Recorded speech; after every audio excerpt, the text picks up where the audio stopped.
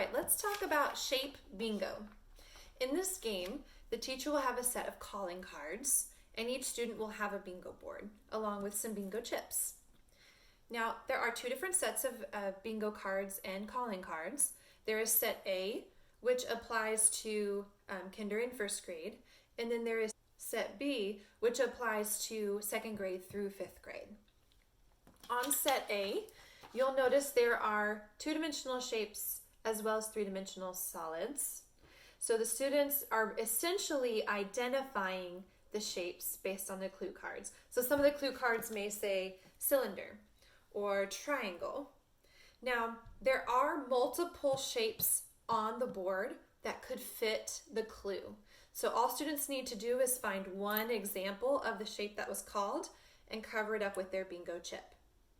Now, bingo cards in set A are only a 4x4 grid. So instead of having 5 in a row, obviously they would just need 4 in a row to call bingo and win. For set B, it is a 5x5 grid, and they are all two-dimensional shapes. The clue cards give a little, they aren't quite as direct as set A. They don't necessarily just call a shape's name. Some of the clues include a parallelogram with different size sides, or different sides of different lengths. So an example clue would be a parallelogram with sides of different lengths. So students would need to look on their board and find a shape that fits that description. Now, if you haven't seen the Analyzing Relationships video, go watch that because it really explains a lot of the relationships between the geometric shapes that students are working with. But a parallelogram could apply to a rectangle or the type of parallelogram that you guys are used to seeing. Okay, so students could mark either one based on what's on their board.